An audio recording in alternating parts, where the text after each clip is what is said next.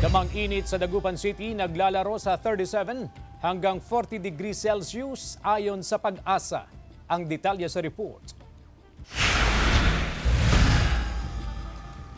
Mula noong March 1 kung kailan nagsimula ang heat index monitoring ng Pag-asa, naglalaro sa 37 hanggang 40 degrees Celsius ang damang init sa Dagupan City. 2 beses nang naitala ang pinakamataas na 40 degrees Celsius na heat index sa Dagupan, noong March 1 at nitong March 23. May possibility po na tataas po yan kasi kasalukuyan pa lang tayo ngayon.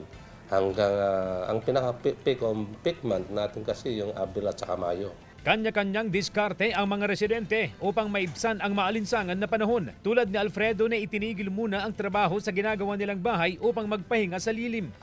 Sa labas po, sir, mas maganda sa labas na makikita mong preskong hangin po. Samantala, itinaas ng Pag-asa ang El Nino Watch dahil sa posibilidad nitong mabuo sa susunod na 6 na buwan. Base sa climate models, posibleng mabuo ang El Nino sa unang bahagi ng July hanggang Setyembre. Kita na lahat ng mga model natin na may possibility o chance na magkakaroon tayo ng El Nino.